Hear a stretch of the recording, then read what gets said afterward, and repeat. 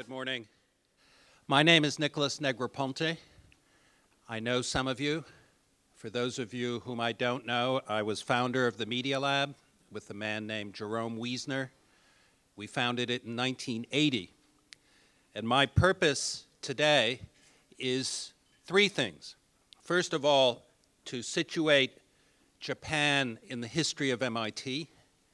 Second, to remind those of you who remember and to tell you who do not know it, the special role that the Media Lab played in Japan for a good 15 years. And then, most importantly, to talk a little bit about why you're here, as well as introduce you to the new director, which in many ways I consider the most important way to end, in my case, the directorship of the Media Lab by appointing somebody who is in fact better. Most of you probably do not know that the first foreign student of MIT was Japanese. He came to the United States in the late 1800s, and from that point on, perhaps even today, but certainly until recently, our largest number of foreign students in absolute number were always Japanese.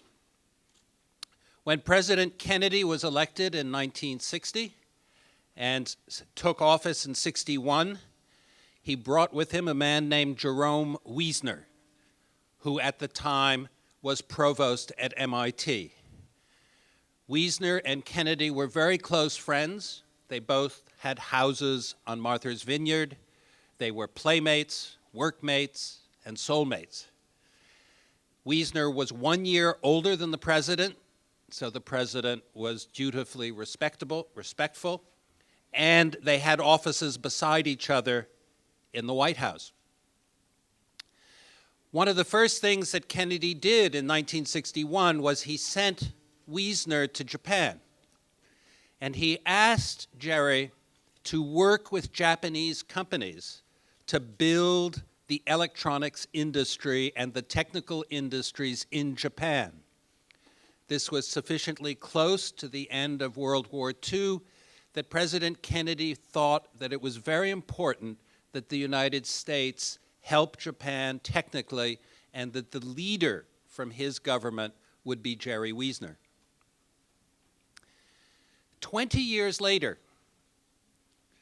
Jerry Wiesner and I came to Tokyo to tell companies and the government our idea of building the Media Lab. And what had happened in the 20 years was very interesting. Japan's technical leadership had skyrocketed. Many of the people whom Wiesner had talked to for President Kennedy were now the CEOs and chairmen of the big companies. So when we arrived in Tokyo, and the first time we did it as a team was in 1979, we were very well received. And people like Mr. Morita, Mr. Obuka, Koji Kobayashi were old friends of Jerry's and remembered him not only fondly, but asked, how can we help? And what's important about that question is that the question happened at a time of anxiety. Because by now, 1980, there was an anxiousness in the United States that Japan had done too well, that Japan was suddenly leading the United States, and that some of the technologies like videotape recorders, flat panel displays, a whole list, had been abandoned by American companies, some of which we don't even know the names of anymore unless you're very, very old. And those technologies emerged, and there was a thriving business here. And the one thing that all of those people asked Jerry was, can you help us be more creative? Can you help us innovate? Because we in Japan are very incremental. And so in 1980, that became for us the major thrust in introducing the Media Lab. And by the time the Media Lab opened in 1985, basically every major company was a member. Literally 45% of our cash flow that first year was from Japan. And we had Japanese research affiliates at the Media Lab. At the time, they were 14 of them, which doesn't sound like a big number, except that there were less than 50 other people. It was a small lab, so the second language in the lab was definitely Japanese. Now, flashing forward, we have a much bigger lab, and Japan went through a period of economic complexity and difficulty, and some of the ties that we had back in the 1980s are not as strong. And I say that maybe because that's true for me personally. I used to come to Japan every 6 or 8 weeks. I kept my clothes here. I really was here very often. I don't do that anymore, but what I did do as a member of the search committee is I worked very hard so our new director is Japanese. So we fixed the problem in a different way. So the closeness between the Media Lab in Japan will now happen genetically, and a way that we are very proud of and look forward to strengthening the bonds. I want to say one last thing about the relationship between Japanese companies and the Media Lab. Especially for big companies, and this isn't limited to Japan, but big companies in general, there's a characteristic about big companies which happens because you're big. And what it is that any big organization uses about half the people to manage the other half.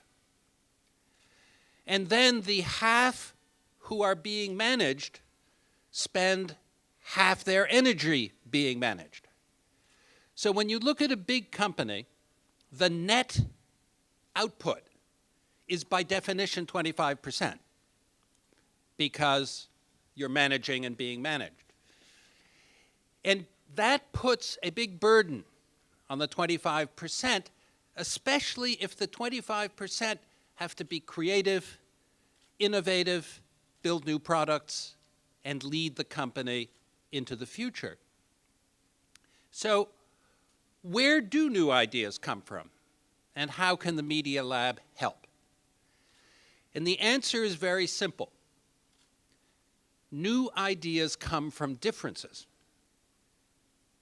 If you have enough differences, ages, cultures, backgrounds, disciplines, and they're all in the same place, you're going to get new ideas. Not automatically, but much, much more easily than if everybody is the same. And there's another aspect about corporations in general and differences in particular, and that is that in a corporation, and I've spent many hours in many different corporations, you tend to look inside. And even when you look outside, you go to meetings of your peer groups. So if you're a television engineer and you go outside the company, you might go to a meeting of television engineers. So it's not really outside. And the whole idea of different kinds of thinking and looking outside differently is not only very important, but it's a good reason why a meeting suddenly like TED or some of these others have become very popular. And visiting the Media Lab is a much better version of that because you have so many differences. You also have something else which you'll hear today, and that is that the Media Lab is a place that has lots of solutions, and they're all looking for problems. We don't solve problems, we make solutions, and people then come with problems we don't even know about in their head, and they find examples. So I'm going to end my introduction with a quick story. And it's a story that some of the Media Lab people have heard me tell before. But when Jerry Wiesner was in the White House, in the office beside President Kennedy, he was visited one day by the man who invented television. The man's name was Vladimir Zworykin. Zworykin was quite old, had come to visit Jerry. It was a Saturday. And Jerry said, "Had you ever met the president?" And Zworykin said, "No." He said, "Let's go see if he's in his office." So they walked around the office, and President Kennedy was, in fact, standing in his office. And Jerry says, "Mr. President, I would like you to meet the man who got you elected." And Kennedy says, "What do you mean?" And he looked at Zworykin, and Wiesner said, "This man invented television." And Kennedy said, "Oh, what a wonderful thing. What a wonderful thing you did." And Zworykin was puzzled and looked at Kennedy and said, "Mr. President, have you looked at television recently?" He said, "When we invented television, we thought we were making a creative medium. We thought we were making an educational medium. We didn't think we were making this junk that we see today on television." And the reason I like the story is that the purpose of the Media Lab was very much to see the future of computers not be like television. And the reason I can say that with confidence and as part of the introduction is that unlike television, which was invented by engineers, and upon completion, it was thrown over the wall to people to use. Photography, my favorite example, was very different. Photography was invented by photographers. If you go back and look at the history of photographers, you'll find people like Mr. Lumiere. And he took pictures. And he invented the medium through the creative use of the medium. And I remember telling people like Koji Kobayashi and others here, the Media Lab will be like photography. It will be a place where the creative users invent the new technology. And that, ladies and gentlemen, is what Joey Ito will lead for the next 20 years, right? We signed a 20-year contract. And it's with great pleasure that I not only introduce to you Joey, for those of you who don't know him, but that I hand on to you the directorship of the Media Lab with great joy. Thank you very much.